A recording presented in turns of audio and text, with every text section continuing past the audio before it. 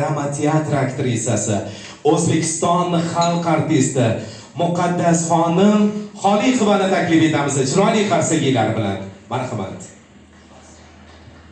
Assalomu alaykum aziz muhtaram, mana shu fayazi koshonaga tashrif buyurgan aziz mehmonlar, qadamlaringizga hasanat bo'lsin. Men bir narsani aytib o'tmoqchiman. Jajjigina Ibrohimjon onajonimga qo'limga kelganda shunaqangi jajji hali maktabda o'qirdi. Lekin buni harakati, shunaqangi san'atga mehribonligi, san'atga ishtiyoq qo'ygani uni teatralniy institutga boshladi.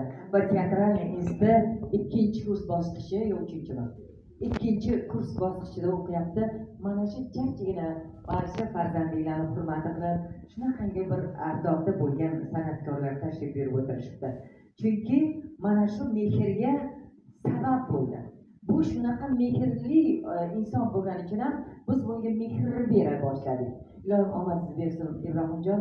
Katta san'atkor bo'lib yurganingizda ham qarindosh urug'laringiz oldida obro'yingiz shundoq bo'lsin ilohim.